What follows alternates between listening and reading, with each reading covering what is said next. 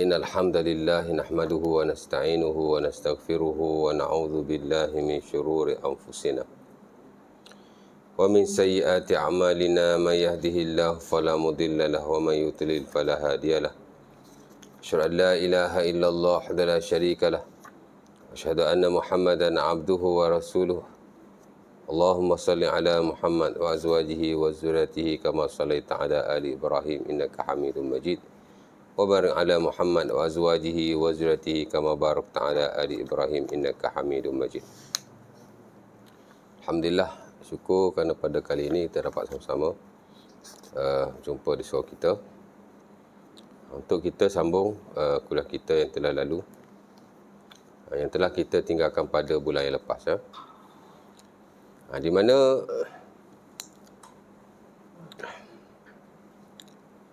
pada kuliah yang lalu kita dah baca berkenaan dengan sebahagian daripada amalan atau sunnah Rasulullah SAW bersabit dengan bangun daripada tidur, termasuk membaca doa, bersiwak, kemudian kita berwuduk kebiasaannya, especially bila kita bangun daripada pagi, pada waktu pagi kita wuduk kan.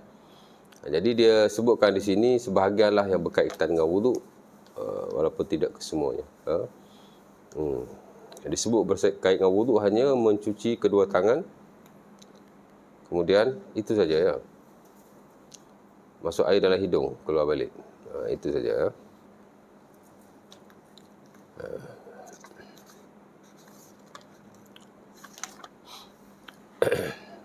Malam ni kita nak masuk sunnah-sunnah yang berkaitan dengan keluar dan masuk kamar mandi, sebenarnya berbalik pada hak awal wuduk tadi, mungkin kita boleh tengok balik tentang perkara-perkara yang disunnahkan dan amat-amat digalakkan berkaitan dengan hak awal wuduk lah. Mungkin si pengarang dia tak nak masukkan banyak kerana benda tu kita dah tahu. Walau bagaimanapun, kadang-kadang kita tak tahu juga atau mungkin kita lupa, Tapi alangkah baiknya jika dia masuk lebih sikit lah berkaitan dengan wuduk, terutama perkara-perkara yang amat-amat digalakkan ketika kita berwuduk, kerana ia tidak hanya sekadar membasuh tangan dan memasukkan air ke dalam hidung. Sebenarnya banyak lagi hal yang lain, Bahkan kita perlu tahu antara ibadah yang diajar oleh Allah Subhanahu Wa Taala secara detail jugalah ialah wuduk. Kalau kita lihat solat, walaupun banyak perintahnya dalam Quran. Dalam Quran, tuan-tuan, tak kurang daripada 5 perintah solat, di mana Allah Ta'ala menyatakan wa aqimus salah wa atuz zakah, dan dirikanlah solat dan tunaikanlah zakat. 5 sekurang-kurangnya, itu hak ayat solat dengan zakat lah. Kalau ayat solat saja ada lagi,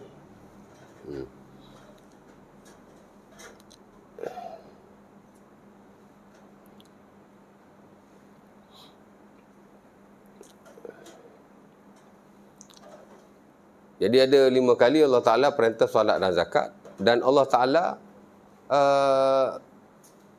ajar pula bagaimana nak berwuduk, kerana nak solat kena wuduk. Allah Ta'ala ajar bagaimana nak berwuduk satu persatu lah, tidaklah semua kan. Tapi kira Allah Ta'ala ajar detail jugalah. Solat Allah Ta'ala tak ajar satu persatu. Ada perintah solat 5 ayat yang saya sebutkan tadi sekurang-kurangnya. Ada disebut akan qiyam, ada disebut tentang rokok dan sujud, walaupun banyak perkara lain tidak disebutkan, tapi hak basic tentang solat Allah Ta'ala sebut. Tapi Allah Ta'ala tak ajar solat macam Allah Ta'ala ajar wuduk. Solat satu persatu in sequence Allah Ta'ala tidak ajar. Kena qiyam dulu, after that kena rokok, after that kena i'tidal balik, ataupun after that kena sujud. Tak ajar kan. Dia sebut secara bertebaran dalam satu surah, kemudian satu surah yang lain, dan satu ayat lain. Berbeza dengan wuduk. Wuduk Allah Ta'ala sebut sekali saja dalam Quran. Itulah surah Al-Ma'idah ayat ke-6. Tapi Allah Ta'ala ajar detail lah, satu persatu kan. Ya ayyuhallazina amanu idza qumtum ila shalah faghsilu wujuhakum wa aydiyakum ila al-marafiq wamsahu bi ru'usikum wa arjulakum ila al-ka'bain. In kuntum junuban fatahharu faman kana minkum maridan aw ala safarin falam tajidu ma'an fatayammamu sa'idan tayyiban wamsahu bi wujuhikum wa aydikum min. Itu ayatnya. Allah Taala kata, wahai orang yang beriman, bila kamu bangun untuk solat, maka basuhlah muka kamu, basuhlah tangan kamu hingga ke siku, sapulah kepala-kepala kamu dan basuhlah kaki-kaki kamu. Dan kalau kamu berjunub, yakni berhadas besar, maka mandilah. Dan jika kamu sakit atau bermusafir, kemudian tidak ada air, maka hendaklah kamu menggunakan debu-debu untuk bertayamum. Dan debu tanah itu mestilah sa'idan tayyiba, debu yang suci. Ya. Dan sapulah muka kamu dan tangan kamu. Mana Allah Ta'ala satu-satu aja. Ya.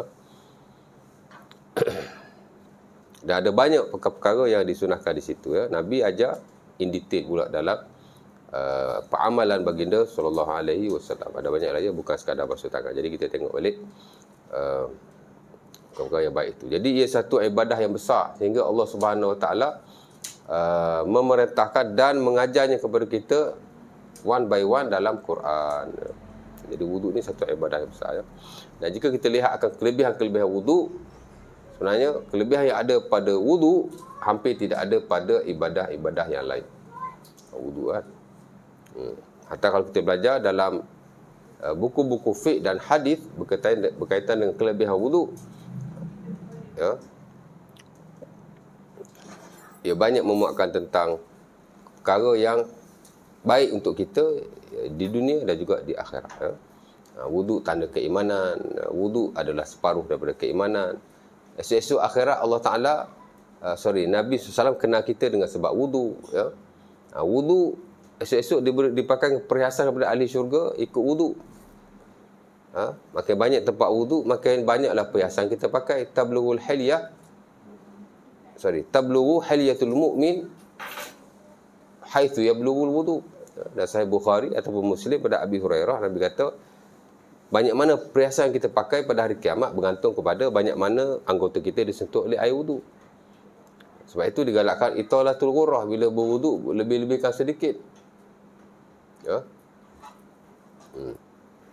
Tapi jangan banyak sangat pula. Kalau basuh muka tu, sampai telinga sikit, lebih sikit. Basuh tangan hingga ke siku, lebih sikit sampai ke tengah lengan. Kalau sapu kepala tu jangan sapu sikit saja, sapu keseluruhan kepala. Basuh kaki biar lebih sampai setengah betis. Jangan basuh sampai lutut pula. Kan? Kurang tak boleh, lebih sangat pun tak boleh. Lebih sikit tak apa. Ya.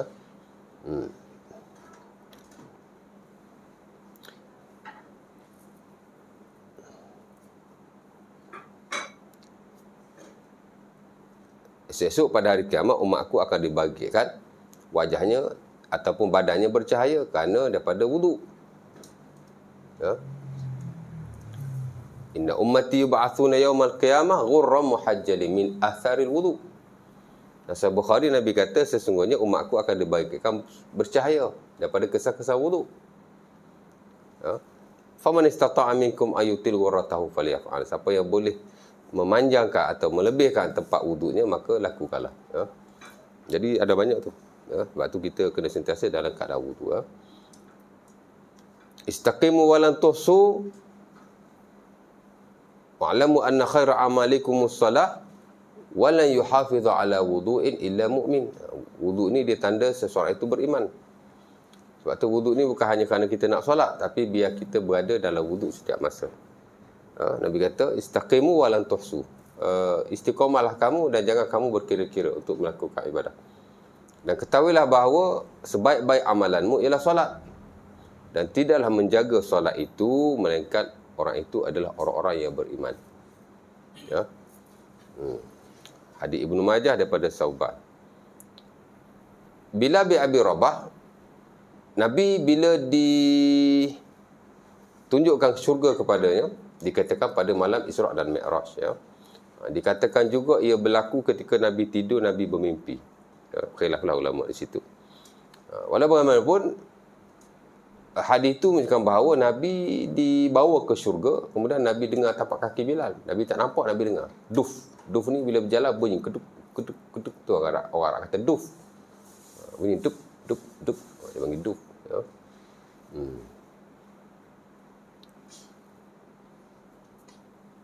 Kompang pun atau rabana disebut sebagai duf. Kita ketua dup ni, dup panggil duf. Nabi pun tanya Bilal, aku dengar tapak kaki kamu dalam syurga. Sami'tu duf na'laika fil jannah. Hadis ni bi arja amalin amiltahu fil Islam. Aku dengar tapak kaki kau dalam syurga ni. Ya, hadis Bukhari daripada Abi Hurairah. Apa yang kamu buat yang terbaik dalam Islam? Ada riwayat bila kata aku tidak berwuduk melainkan aku solat 2 rakaat. Ya. Ada riwayat bila kata ma asabani hadasun qattun illa tawaddatu indaha. Aku tidak berhadas melainkan aku mesti berwuduk. Asal ada hadas je wuduk. Asal ada hadas je wuduk. Asal ada hadas je wuduk. Ya. Jadi menggabungkan kedua-duanya, bila ni perangai dia asal ada hadas je wuduk. Asal wujud je solat. Ya. Jadi Nabi telah dengar akan tapak kaki Bilal dalam syurga kerana beliau ada seorang yang menjaga wuduknya setiap masa. Jadi asal ada hadas je dia ambil wuduk, ya. Jadi ia satu ibadah yang amat penting, ya. Personally saya kadang-kadang sembahyang tak ambil wuduk pun masa dah ada wuduk lah. Ya. Yalah, kita nak sembahyang Zuhur pukul 1 suku kan. Kadang-kadang pukul 12.30 kita dah ambil wuduk lah. Lalang kan dah masuk tanda, ambil lah wuduk sekali. Ya tak? Memanglah ada masa-masanya kita wuduk untuk solat, tapi ada masa-masanya memang kita berwuduk bukan untuk solat, untuk semata-mata berwuduk, ya. Jadi amat-amat digalakkan supaya kita sentiasa dalam keadaan wuduk, ya. Baik, malam ni kita nak masuk yang kedua lah, sunnah-sunnah yang berkaitan dengan kamar mandi, ya. Masuk bilik air, ya. Ataupun orang Arab panggil al-hammam, ya. Bilik air, bilik mandi, ya. Istilah moden dia panggil ghurfatul ma', bilik air. Samalah, ya. Ghurfah mana bilik, al-ma' mana air, ya.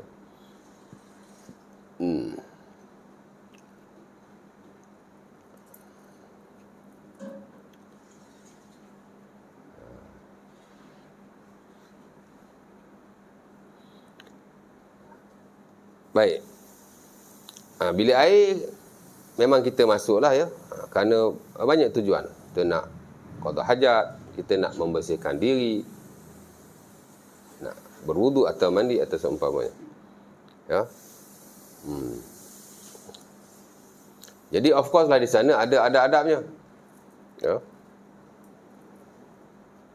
Hatta dalam fiqh memang ada bab yang disebut sebagai bab qada al-hajah, bab qada hajat. Sebagian besar para fuqaha menyatakan bab al-istitabah, sama aja. Bab menyucikan diri. Ya.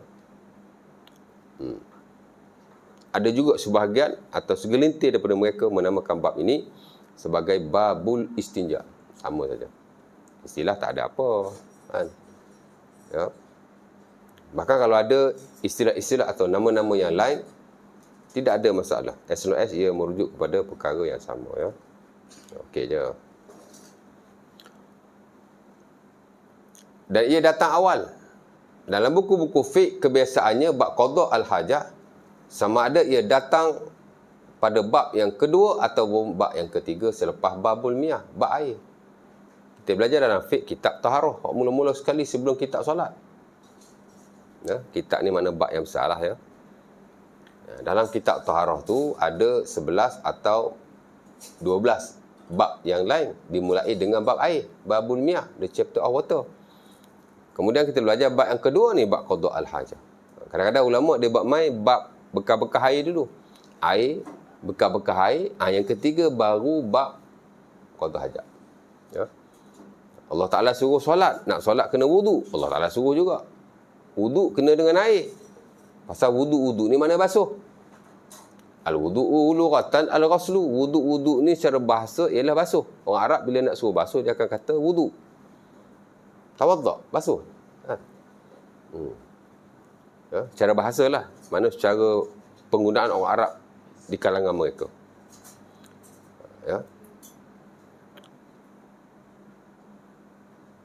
Sebab tu di sisi sebahagian para ulama, kalau sentuh kemaluan dia tak ambil wuduk balik. Sebab apa? Sentuh tu dia kata wuduk tu wuduk basuh tangan je. Kalau sentuh kemaluan, lagi basuh tangan je. Kan? Pasal Nabi kata, bila kamu sentuh wuduk lah. Wuduk sini, wuduk bahasa dia kata. Yang ni basuh tangan saja. Apa nak ambil wuduk macam biasa. Kan? Tu bukan kentut pun dia kata. Anggota itu macam anggota-anggota yang lain juga. Apa beza? Tak ada beza pun. Sentuh najis tak payah wuduk balik dia kata. Sentuh benda tu nak wuduk balik. Pasal apa? Contohnya lah ya. Wuduk mana basuh ya? Secara bahasa. Secara syarak, baru kita kata membasuh anggota-anggota tertentu dengan syarat-syarat tertentu. Basuh juga tapi panjang sikit. Itu secara syaraknya. Ya.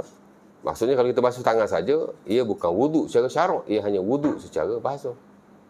Kalau kita basuh muka saja, ia bukan wuduk secara syarak, ia wuduk secara bahasa. Asal basuh saja wuduk lah tu, tapi secara bahasa. Ya. Jadi bila Allah Ta'ala suruh basuh, faghsilu, basuhlah, wuduklah, mana mestilah guna air. Ada orang basuh guna selain air? Tak ada kan? Dia basuh air. Orang Arab macam orang Melayu juga bila sebut basuh, bahasa dia lah. Bahasa Arab dia panggil wuduk atau ghusl. Ighsal, mana basuh. Basuh mesti dengan air, tak payah cerita. Budak kecil pun tahu, bila sebut basuh mesti dengan air lah.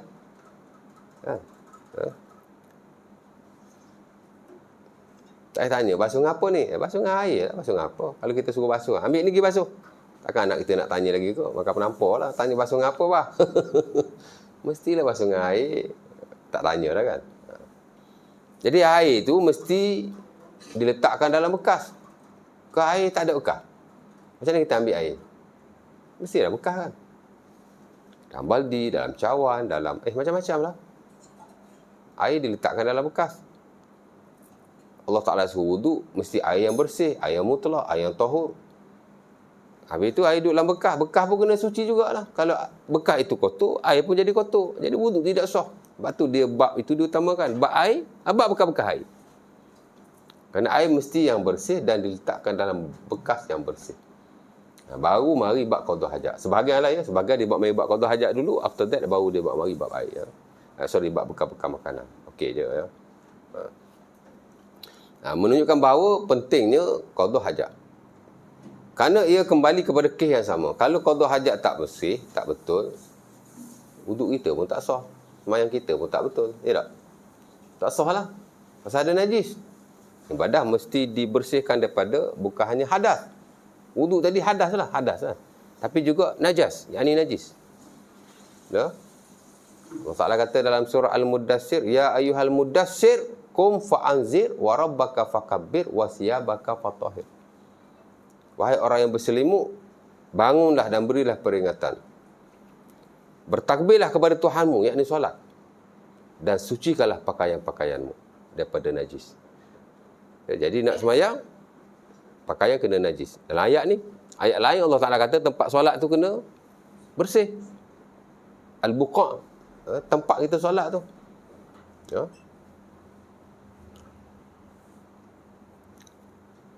Auhayna ila Ismail wa Ibrahim an tahira baiti lit-ta'ifina wal 'akifina wa ruk'is sujud.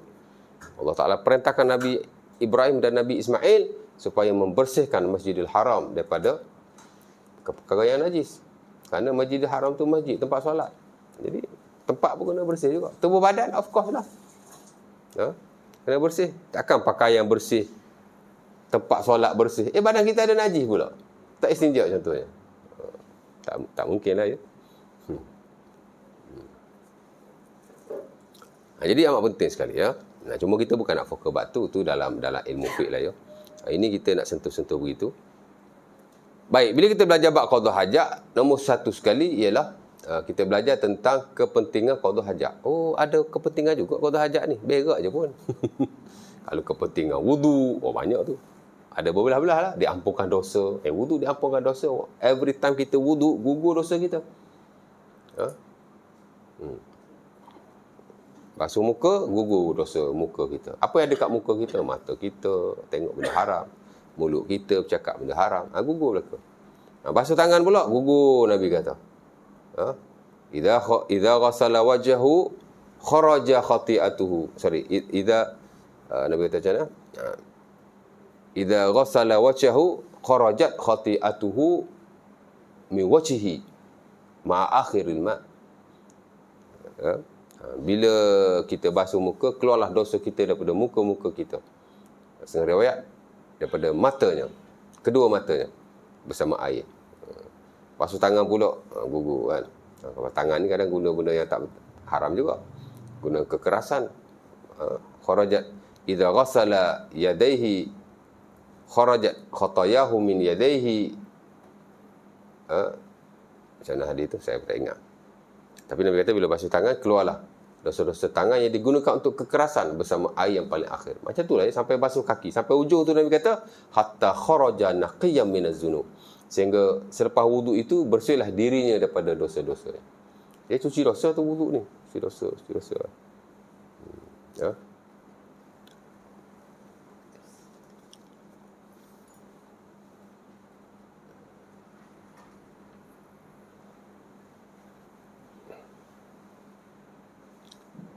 Sebab itu sebahagian fuqaha dalam mazhab Hanafi, dia kata Abu Hanifah pernah satu hari dia nampak air wuduk yang orang ambil wuduk kat kolah tu, tempat wuduk tu kotor, hitam macam tu lah.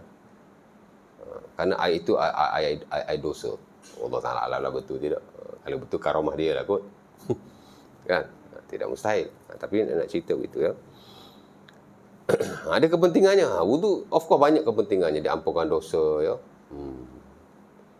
Mengangkat darjat kedudukan kita di sisi Allah sentiasa terangkat bila mana kita sentiasa berwuduk kepada-Nya.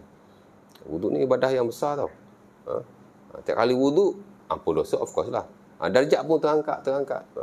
Ala adullukum ma yamhullahu bihi al-khataya wa yarfa' bihi darajat. Qalu bala. Nabi kata isbaghul wudu' 'ala al-makari. Dan Sahih Bukhari daripada Abi Hurairah, Nabi kata, nak tak aku tunjukkan kepada kamu amalan yang menghapuskan dosa dan mengangkat darjat-darjat kamu. Sahabat kata, naklah ya Rasulullah. Isbaghul wudu' 'ala al-makari. Menyempurnakan wuduk ketika kamu tidak suka.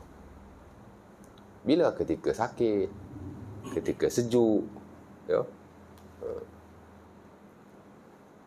Jadi menyempurnakan wuduk ni mengangkat darjat kita di sisi Allah. Kedudukan kita lah. Darjat ni makna kedudukan. Cuma kedudukan kita di sisi Allah tak ada siapa tahu. Tak ada siapa nampak. Betul tak? Allah je tahu. Tapi kedudukan dunia memang kita nampak. Jawatan nampak, pangkat nampak, dia ni menteri. Dia ni pengarah, nampaklah kedudukan. Ataupun orang kata darjat-darjat dunia tu, pasal dunia ni, darjat dunia ni manusia yang bagi. Memanglah manusia nampak darjat Allah ni, Allah yang bagi. Manusia mana boleh nampak? Ya. Baik. Nah, jadi ada kepentingannya. Ada kepentingan juga. Ada ya. Tuan-tuan boleh buka dalam surah At-Taubah ayat yang ke-108. Allah Ta'ala kata, fihi rijalun yuhibbuna an yatatahharu wallahu yuhibbul mutahhirin. Dan Sunan Abi Daud bila diturunkan ayat tu, Allah Ta'ala berfirman, di kalangan mereka ada lelaki-lelaki yang suka bersuci. Dan Allah Ta'ala suka orang-orang yang bersuci. Ayat umum begitu je. Tapi Nabi tahu ia diturunkan kepada orang-orang Quba. Sahabat-sahabat baginda yang berada di sana. Kerana mereka telah bersuci dengan baik sekali. Jadi Nabi pun pergi tanya, ya ahla Quba, ma sana'tum? Qad ahsanallahu ilaikumus sana'. Wahai ahli Quba, apa yang telah kamu buat? Allah Ta'ala telah memuji kamu dengan baik sekali dalam Quran. Ya. Ingat kau, mungkin sebab mereka wuduk bagus kot. Atau sebab mereka mandi wajib okey kot. Sebab tu Allah Ta'ala puji. Rupanya sebab istinja. Faqalu inna kunna nutbi'ul hijarat. Faqalu inna kunna idza stanjayna nutbi'ul hijaratal ma' atau kama qala. Mereka pun berkata, sesungguhnya kami bila kami beristinja, kami akan beristinja dengan batu selepas daripada air. Maknanya selepas dia istinja dengan batu, dia istinja dengan air. Ya? Menggabungkan kedua-duanya untuk menghasilkan kebersihan yang lebih baik. Mana dia basuh dengan air, dia basuh dengan batu pula. Sorry, dia basuh dengan batu, dia basuh dengan air pula. Sebab itu yang standard dalam mazhab Syafi'i, istinja yang paling baik ialah menggabungkan kedua-duanya. Guna batu dulu, lepas tu baru guna air. Base kepada hadis itu. Tapi ada riwayat yang lain, sahabat Nabi yang berkata, inna kunna nastanji bil ma. Sesungguhnya kami beristinja dengan air saja. Ada dua riwayat lah ya. Yang kata satu riwayat istinja dengan batu dulu, after that bawa air. Ada riwayat dengan air saja ya. Walaupun dari sudut riwayat itu adalah sikit sebanyak perbahasan sanadnya, sahih atau tak. Tapi ada disebutkan begitu tentang sebab nuzul ayat berkenaan ya. Tapi lepas ni jangan pula maksud tanah buat batu pula. Ustaz ajar sebaik-baik istinja ialah batu dan air. Waktu paling standard dalam mazhab Syafi'i. Tak payahlah. Ya. Air sudah memadai. Pasal ada riwayat air saja pun. Ya. Maksud kepada istinja ialah bersuci dengan bersih. That's it. Guna batu ke, guna air ke, guna batu dengan air ke, atau kalau guna benda-benda lain pun. Ya. Maksud kepada istinja ialah menyucikan daripada najis. Dengan apa-apa alat yang dibenarkan oleh syarak. Hak paling top air lah. Ya. Ataupun batu. Kalau tak ada air dengan batu, dengan apa-apa yang boleh menghilangkan najis. Kerana maksud kepada istinja itu ialah menghilangkan najis. Ya. Dengan kayu tak? Kayu boleh. Dengan plastik tak? Plastik pun boleh. Dengan besi tak? Besi pun boleh. Ya. Janji benda tu diharuskan oleh syarak. Ia mesti kering, ia mesti boleh menghilangkan najis, ia mesti ya. Tak kisahlah ya, janji boleh hilang. Ya. Macam saya sebut dulu pasal siwak lah. Siwak ni, alat siwak ni tak ada masalah nak guna alat apa pun.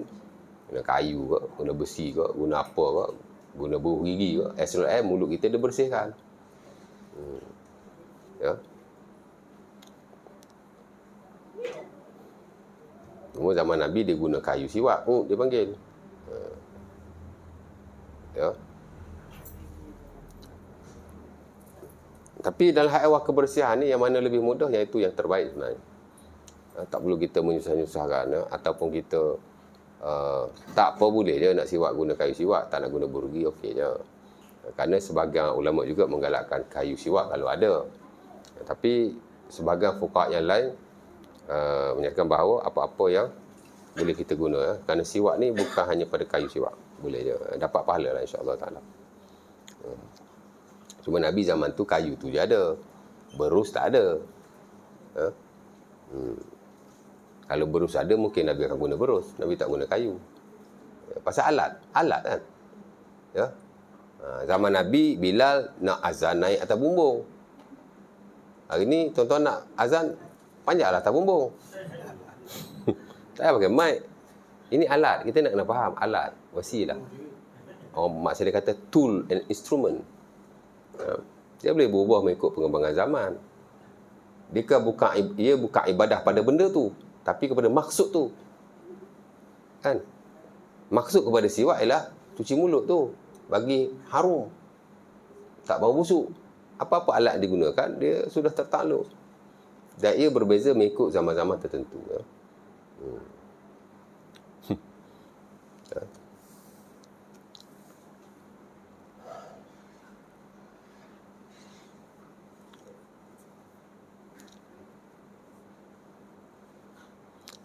Baik. Kat mana tadi?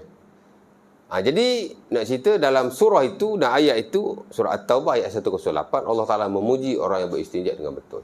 Istinja ni juga adalah satu ibadah rupanya. Maknanya kalau kita istinja, bersih daripada najis, dapat pahala. Masya Allah. Ya. Dayuk kencing dapat pahala juga. Ya. Sebab itu kata Ammar bin Yasir dan Sahih Muslim, kerana Nabi yu'allimuna kulla syai'in hatta al-khara'ah. Adalah Nabi SAW. Nabi kami telah mengajarkan segala-gala kepada kami. Walaupun sekadar benda yang bersabit dengan al-khara'ah. yakni qada al-hajat. Cara nak berak kencing pun diajar kepada kami. Ya. Nabi ajar pada kami jangan guna tangan kanan. Nabi ajar pada kami macam-macam lah ya, disebut oleh Ammar bin Yasir. Ya. Mana berpahala lah benda tu. Ibadah juga. Ya. Baik. Kepentingannya. Ya, mungkin ada lagi lah kepentingan yang lain. Jadi Allah Ta'ala menurunkan satu ayat untuk nak memuji orang-orang yang beristinja dengan betul. Kalaulah istinja pun dipuji oleh Allah, apatah lagi dengan pembersihan yang lain. Ya. Maksudnya betapa Islam adalah satu agama yang amat-amat mementingkan kebersihan. Ya. Okey, sunah-sunahnya adalah pertama, masuk dengan kaki kiri dan keluar dengan kaki kanan. Saya sebut tadi bab qada hajat kan. Biasanya para fuqaha dia akan bahas nombor satu sekali makna qada hajat. Yang kedua, hukum qada hajat. Hukum qada hajat ni adalah wajib di sisi majoriti, tapi ada sebahagian dia kata tidak wajib. Ya. Umpama yang standard dalam mazhab Abu Hanifah, mazhab Hanafi, dia kata istinja itu tidak wajib. Maksudnya kalau dia kencing, dia tak basuh, tidak berdosa dan sah solatnya. Ya. Selagi mana najis itu tidak pergi jauh daripada tempat keluar ia. Mana kalau dia kencing, dia tak pergi jauh. Dia duduk main kat tu je. Kecuali kalau meleleh, kena basuh lah. Ya. Kalau najis sekadar berada pada anggota, tempat dia keluar, maka tidak wajib beristinja. Tak wajib basuh. Kencing sama, berak pun sama. Berak ni kalau keluar tahi, dia duduk kat situ je. Kawasan sekitar. Dia disebut sebagai halaqatul dubur. Mana kawasan sekitar kan. Tempat keriput tu. Dia tidak wajib. Adapun majoriti mengatakan ia wajib. Siapa yang tidak beristinja, ia berdosa. Solatnya tidak sah. Dalam mazhab Hambali, wuduknya pun tidak sah. Kita sah. Kita kencing, tak basuh kencing. Wuduk dulu. Mana tahu kan. Lepas tu baru basuh kencing. Kita sah wuduk kita. Ya, tapi makruh lah. Kerana adalah kita mendahului istinja before wudu. Tapi kalau Hambali tak sah. Mesti bebas dulu. Daripada najis istinja itu, baru berwudu. Ya.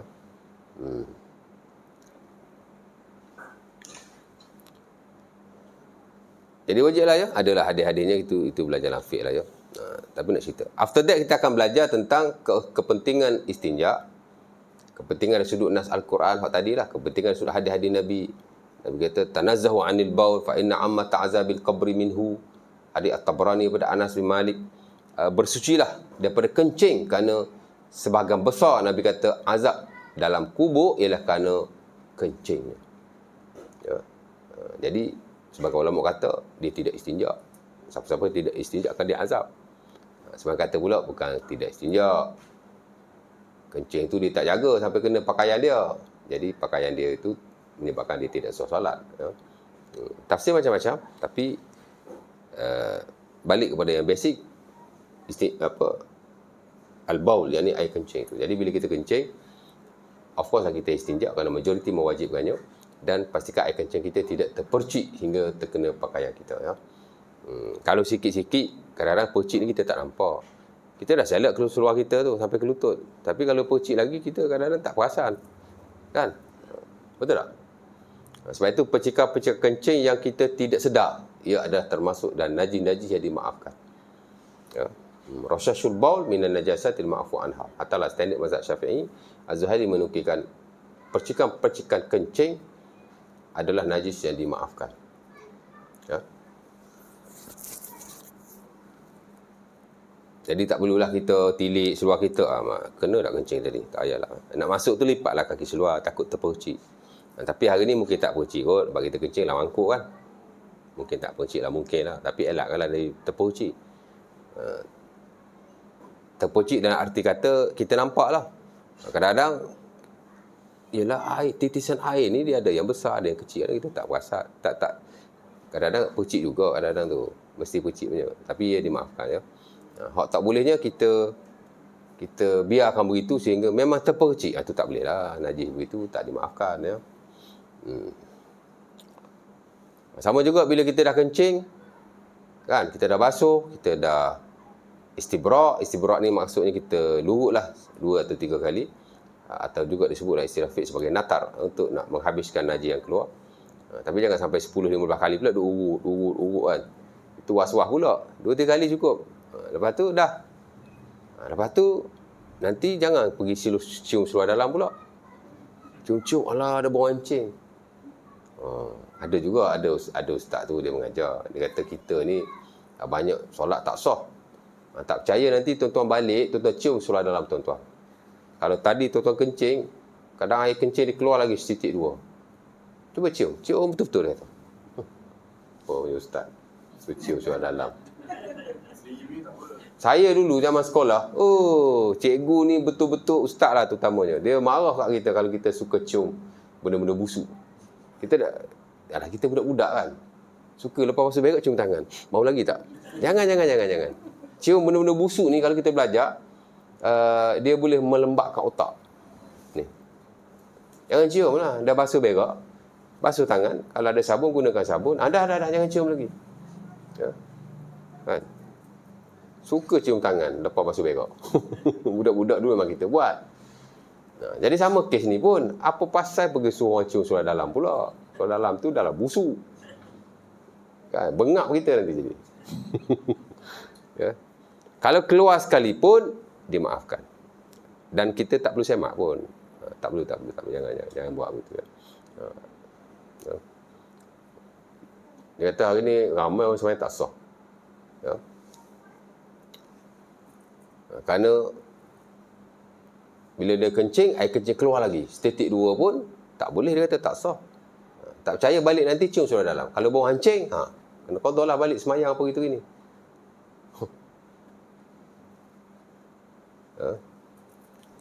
Kita kencing, kita basuh, that's it. Kalau dia keluar pun, ia najis yang dimaafkan insya-Allah. Itu termasuk dalam umum al-balwa, benda yang tidak dapat dielakkan. Tuan-tuan ingat kalau tuan kencing, tuan-tuan dah basuh, dia tak keluar lagi ke? Keluar kadang-kadang tu. Ya. Berdehem keluar tai pula kan. Berdehem ni ada ulama mengharuskan, ada juga menggalakkan, dia panggil at-tanahnuh. Dan ada sebahagian tidak galakkan. Kerana pertama itu tidak sahih. Yang kedua, tak bagus juga kan. Asal bunyi dehem tu orang Islam dah tu lah tandas. Boleh je, tapi nak berdehem boleh. Sama juga dengan lurut kemaluan. Istibrak tu sebahagian menggalakkan, sebahagian mengharuskan, dan sebahagian memakruhkan pun. Ada sebahagian ulama dia kata kencing, terbasuh, that's it. Tak perlu nak urut, tak perlu nak berdehem. Yang lebih keluar tu, itu bukan urusan kita. Dia termasuk dalam umum al-balwa. Tapi saya tak nafikan, majoriti menggalakkan kita natak, yang dia mengurutkan kemaluan kita. Ataupun sekurang-kurang kita boleh berdehem juga. That is okay. Kadang-kadang ulama larang ni, dia takut kita pergi kepada was-was. Memang. Betul tak? Lurut tengok. Keluar lagi kedok. Lurut 3-4 kali dah dia keluar pun. Kita pun tak tahu dia keluar tak keluar, itu bukan urusan kita. Itu dia punya urusan, lantak dia nak keluar tak keluar. Tapi jangan pergi cium seluar dalam.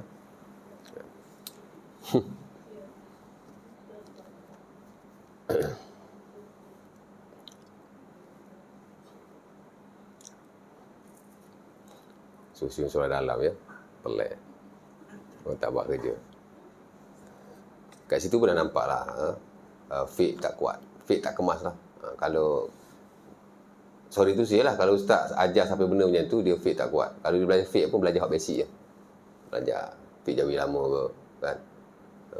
Dia tak pergi kepada fake-fake yang mendetail. Yang berasas pada dalil dan juga usulul fiqh. Usul fiqh ni macam mana? Tu sebut umul balwa tu dalam usul fiqh. Benda-benda ni kita tak boleh kawal. Dan Islam pun tidak menyuruh kita supaya menyusah-nyusahkan. Kalau macam tu, itu saya kata najis mesti keluar. Okey, saya nak tanya tuan-tuan. Paling mudah nak faham. Istinja dengan batu ni bersih ke? Pasal apa? Dibolehkan? Najis ni simple. Nabi tuan-tuan, anjing masuk dalam masjid dia, Nabi tak simbah pun air, Nabi tak basuh pun masjid dia. Kan? Tu kita belajar dalam bab najis, baru kita nampak. Oh, jadi bab najis ni janganlah kita fobia sangat. Tidak jadi was-was, itu masalahnya tu. Baik. Jadi kita belajar kepentingan qada hajat. Kita belajar pula apa yang disebut sebagai perkara yang disunahkan ketika qada hajat. Ya.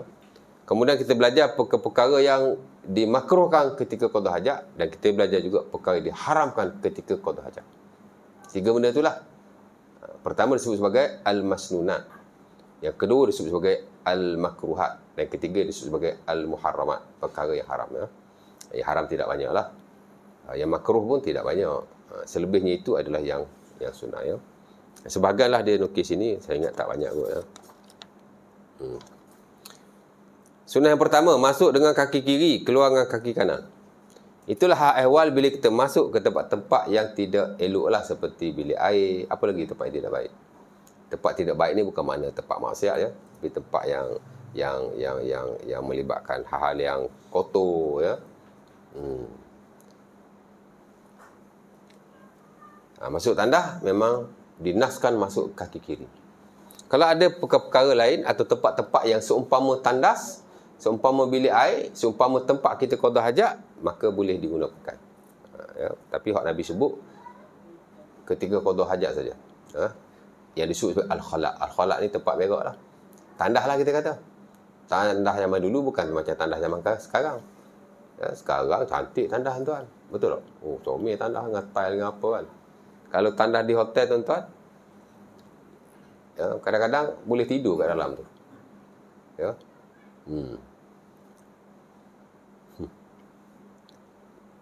Tandas lebih besar daripada surau lah ya. Kita zaman kecil-kecil dulu pun, hatta saya pun tuan-tuan, mana tandas kita? Saya dulu dekat sini telaga tempat kita mandi. Ada dalam 10 buah rumah memang mandi kat telaga tu, ambil air minum kat telaga dulu. Kita tak ada paip dulu, tahun 80-an kat Kelantan mana ada paip. Okay. Dia ada telaga. Telaga ni 5, 6, 7 buah rumah. Telaga ni 5, 6, 7 buah rumah. Rumah saya sekali pula. Dekat dengan tandas tu, dekat tak dekat lah, jauh juga, tapi dekat juga. Ada tandas yang dipacak-pacakkan dengan pelepah kelapa. Itu untuk kencing je. Selalu dia bawa berlari ikut jalan. Aduh. Jadi kalau lalu jalan tu bawa hancing. Pasal dia lubang, dia tepi jalan lah. Telaga kita orang tu tepi jalan. Sebelah telaga tu ada tempat kencing. Letak kayu je. Pijak atas kayu tu kencing. Air tu dia akan keluar pergi ke jalan. Ya. Jalan tu sama air kencing tu lah kot. Memang. Itu tandas zaman dulu pakai pelepah tamar kan. Pelepah kelapa. Ya. Zaman Nabi dulu tak tahulah macam mana bilik air dia. Tapi sebagai besar juga Nabi dan para sahabat bila istinja dia di tempat lapang lah, padang pasir kan. Ya. Jadi bila kita nak masuk bilik air, nak masuk tandas atau tempat-tempat seumpama itu, tempat kita buang najis, tak seumpamanya, masuk dengan kaki kiri dulu lah ya. Kalau keluar dengan kaki kanan. Kalau tempat tu tak ada tandas, tanah lapang lah macam zaman Rasulullah SAW yang disebut sebagai as-sahra, maka sama juga. Mana kalau kita nak berak sini, kan? Kita dekat tu, kita langkah kaki kiri. Memang tak ada dinding. Ya.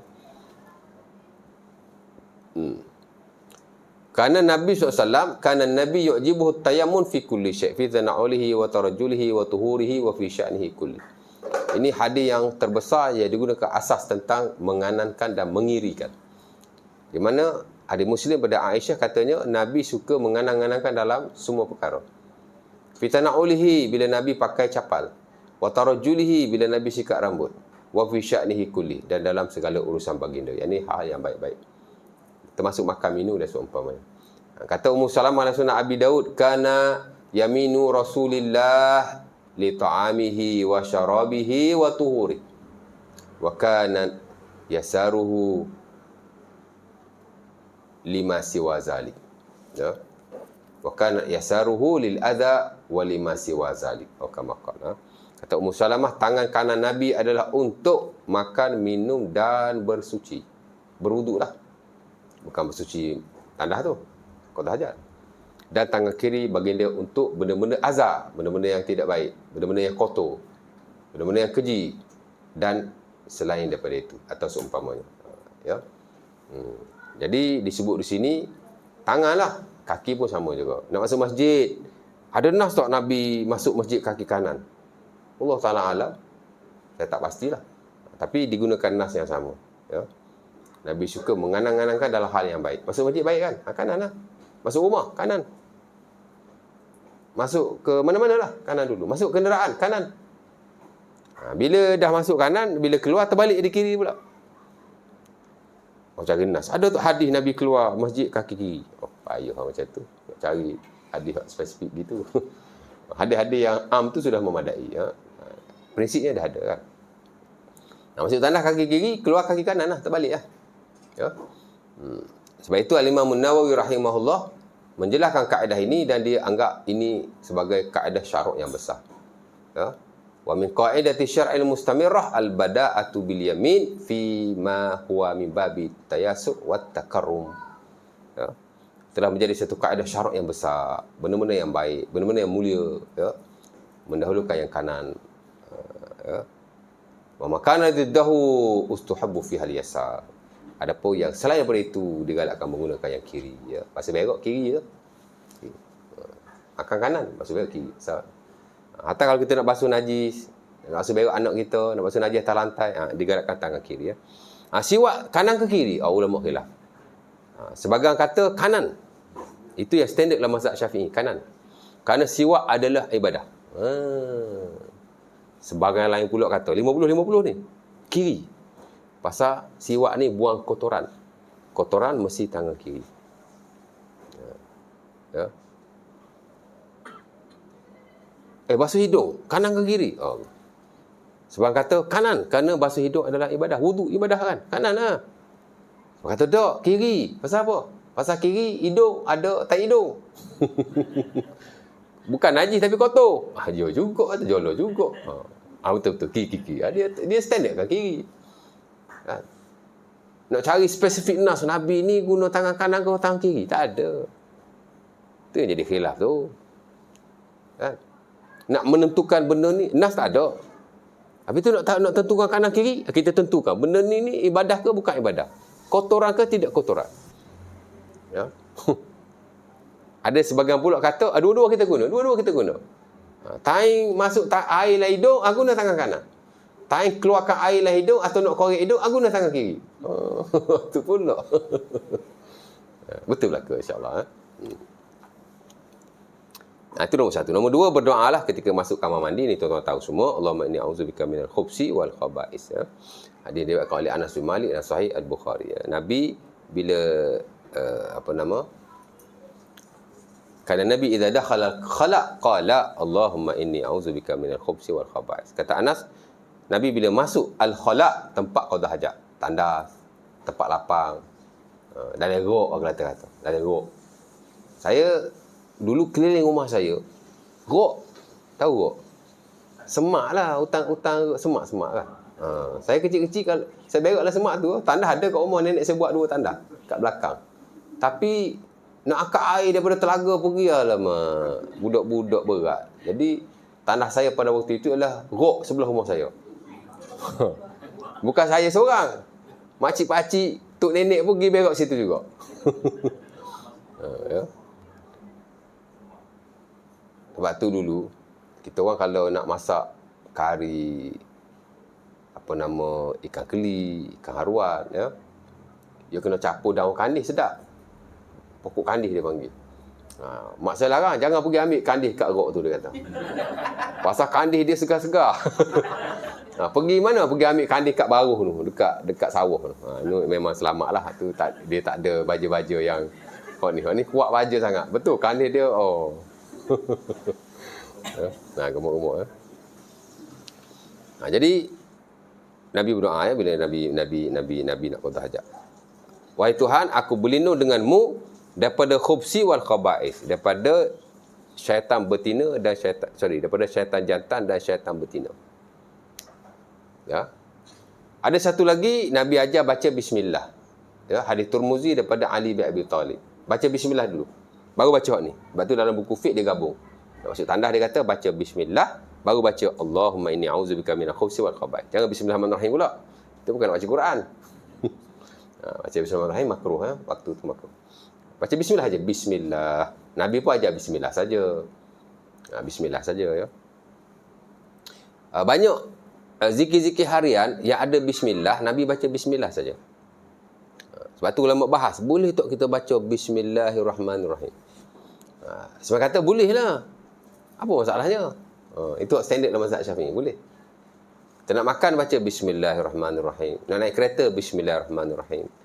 Nak buat apa-apa yang baik bismillahirrahmanirrahim. Boleh. Walaupun Nabi sekadar membaca bismillah, tapi boleh tambah. Kalau tak boleh tambah dua tempat. Pertama ketika nak masuk tandas, yang kedua ketika nak bersama isteri. Bismillah saja, jangan bismillahirrahmanirrahim pula. Ada sebab kata tak boleh. Ya, kerana bismillahirrahmanirrahim hanya untuk baca Quran saja. Ataupun hal-hal tertentu yang dinaskan oleh Rasulullah SAW. Adapun hal-hal lain, terutama yang rutin-rutin, baca bismillah jadi panjang. Baca bismillah saja. Seumpama yang diriwayatkan daripada Rasulullah. Jadi hak Nabi baca bismillahirrahmanirrahim, kita baca bismillahirrahmanirrahim. Hak Nabi baca bismillah, kita baca bismillah. Sebab rutin kan. Hak banyak rutin-rutin ni simple. Sebab tu kita tengok doa masuk tandas, keluar tandas, masuk masjid, keluar masjid, naik kenderaan, keluar kenderaan. Semua hak simple-simple doanya. Bismillah pun simple juga. Bismillah. Allahumma inni a'udzubika minal khubuthi wal khaba'ith. Bismillah. Alhamdulillahi sakharana hadza wa ma kunna lahu muqrinin wa inna ilaihi rabbina lamunqalibun. Bismillah. Allahumma iftah li abwaaba rahmatik. Jadi hak simple-simple jadi amat praktikal lah kan. Tapi kalau nak tambah bismillahirrahmanirrahim tidak salah ya, tidak salah. Dia kata tak payah, bismillah saja. Hak tu je dinaskan. Cukup lah. Ada sebahagian pula ulama besar Syafi'i juga, nama dia Ibnu Hajar Al-Haytami. Dia ulama Syafi'i hak paling besar lah, hak terkemudian. Selepas Nawawi, mazhab Syafi'i terbentuk daripada ataupun dikemaskini oleh dua ulama Syafi'i yang besar. Satu Ibnu Hajar Al-Haytami, satu Syamsuddin Ar-Ramli. Ya, dan masing-masing ada pendapat masing-masing. Seolah-olah macam mazhab Syafi'i ini terpecah kepada dua. Satu mazhab Ibnu Hajar, satu mazhab Ar-Ramli ya. Ibnu Hajar kata jangan baca bismillahirrahmanirrahim. Baca bismillah. Kalau nak tambah pun tambah selain bismillah. Boleh jadi bismillahirrahmanirrahim hakim, bismillahirrahmanirrahim karim, tapi jangan bismillahirrahmanirrahim. Macam-macam lah kan. Suka hati ulama lah ya. Tapi nak cerita, saya nak bagi gambaran lah. Begitulah keadaannya. Tapi bismillah dulu lah sekurang-kurangnya. Bismillah. Allahumma inni a'udzubika minal khubsi wal khaba'ith. Jangan bismillahirrahmanirrahim. Ya. Dua kan. Kemudian bila keluar, baca ghufranak. Alhamdulillahi azhaba anil azza wa afani. Dalam buku ni dia tulis ghufranak saja ya. Dia tak tulis hak lain ya. Dia ambil ghufranak saja. Sebenarnya dia ada dua hadis ya. Satu hadis ghufranak yang diriwayatkan oleh Aisyah radhiyallahu taala anha dalam Sunan Abi Dawud. Satu lagi alhamdulillahi azhaba anil azza wa afani yang diriwayatkan oleh Anas bin Malik dalam Sunan Abi Dawud juga. Ya. Cuma sebagian mendhaifkan hadis Anas itu. Alhamdulillahi azhaba anil azza wa afani. Itu hadis dhaif sebenarnya di sisi majoriti. Ya. Ghufranak ni sahih. Jadi digabung dua-dua lah. Ghufranak alhamdulillahi azhaba anil azza wa afani. Bulan ni kita baca alhamdulillahi azhaba anil azza wa afani saja kan. Lepas ni tambah lah. Itu tujuan kita belajar. Belajar tak tambah macam tu juga tak payah belajar. Tambah ghufranak baru alhamdulillahillazi azhaba 'anil azza wa afani. Masuk tandas juga sebelum ni kita baca Allahumma inni a'udzubika minal khubthi wal khaba'ith. Tambah bismillah. Bismillah baru Allahumma inni a'udzubika minal khubthi wal khaba'ith ya. Boleh. Habis ya? Dia tulis 3 je. Very simple ya. Sebenarnya banyak lagi ya. Hak sunnah sekurang-kurangnya 10. Banyak. Belajar dalam fiqh lah ya. Hak lebih tu. Hak makruh saya ingat ada 6 hak makruh. Kemudian ada yang haram juga ya. Yang haram menghadap ke arah kiblat ya. Tak boleh. Atau membelakangkannya di tanah lapang.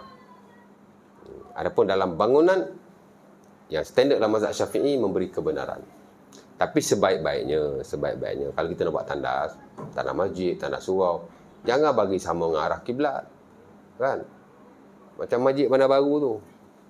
Dia tak menghadap ke arah kiblat, tapi dia membelakangkan kiblat. Tak boleh juga. Dalam bangunan kita standard mazhab Syafi'i okey. Kan?